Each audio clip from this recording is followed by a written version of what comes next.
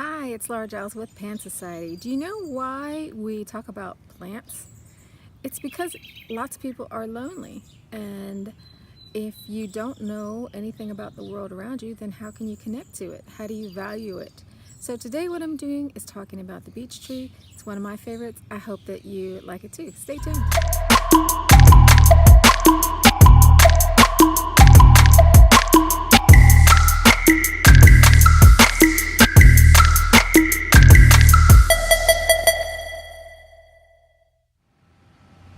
Thanks for being here and checking out this video about beech trees. Beeches are really easy to identify because they have this very distinctive bark. Because it's really smooth, light colored, and soft, it invites people to carve stuff into it, like Janie and Johnny together forever. And I'm going to ask you not to do that. Unlike oaks, yews, and redwoods, beeches aren't very long lived because this thin bark makes it easy for them to get infections and to be invaded upon by wood-boring insects. And you can help by not carving into them. So I don't think you would mistake a beech tree for anything else, but you can know for sure that it's a beech because they grow up to 140 feet tall and 20 feet around, so they can be really big. And when they're that big, it's not unusual for anything else to be around them because they have this huge canopy that blocks out the sun so that other plants can't grow there. But despite that, they do actually help other mature trees around them to thrive. And their fragile bark can't do strong sun, so that leaves provide additional protection to the trunk. So you can see there's no branches at the bottom.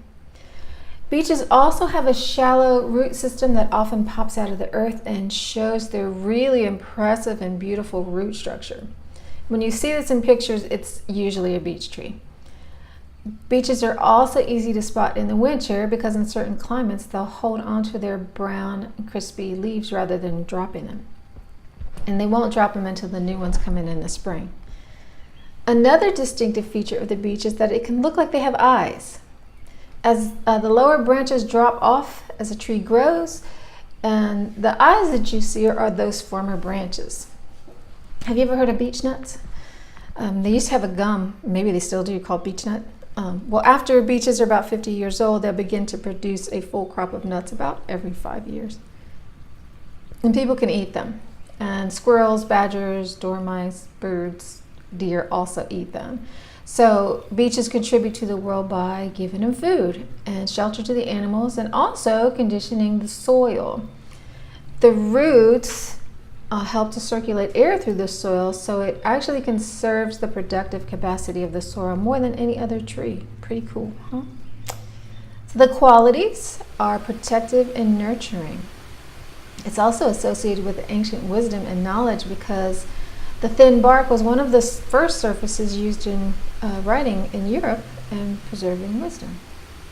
And this one has a pine next to it. You can see they got their arms wrapped around each other. I love these two trees.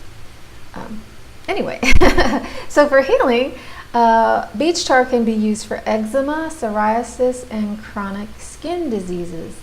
You've probably heard of pine tar soap. It's like the same thing, similar thing. I use tree tar in medicinal soaps, and beech tar can be used in the same way. If you're out in the woods and you get stung by something, you can use the leaves as a poultice to reduce the swelling. It takes the heat out. The Bach flower remedy of beech is used to chill people out, basically. It's for arrogance, criticism, judgment, that kind of thing, strong convictions, opinionated people, that kind of stuff. So basically it helps you to be more open and flexible, and it can help you to see more beauty in the world around you, and who doesn't need that? But you don't need Bach flower remedies. You can just meditate under one or just sit underneath it and soak up that energy for yourself. And this is why my chick cave isn't actually a cave, even though I would absolutely love that. It's underneath a beech tree. So with everything I've said, you can probably guess that beeches are great to use in magic when you want to rediscover the wisdom of the past. And that means your ancestral past, your past lives, the past of your community. So it's really any kind of past. It can help you with letting new ideas in, so the past can help you find your way through the present or future. And beechwood can be used like a good luck charm if you just carry a little piece of it with you. It can also be used in manifestation. So if you write your wish or a symbol of your wish on beech bark or like a twig or something like that, you can bury it while you're saying spells or words, and your wish will begin to manifest as the bark returns to the earth. But please remember what I said about the fragility of the bark. If you choose to do this, first ask the tree for permission, then pick a small piece of bark or a twig, or better yet, look for a fallen branch so that you don't hurt the tree.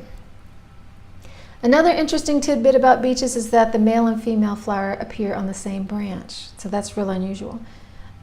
Maybe you can interpret this as a symbol of wholeness, balance, duality. If you really want to know, get out there and experience it.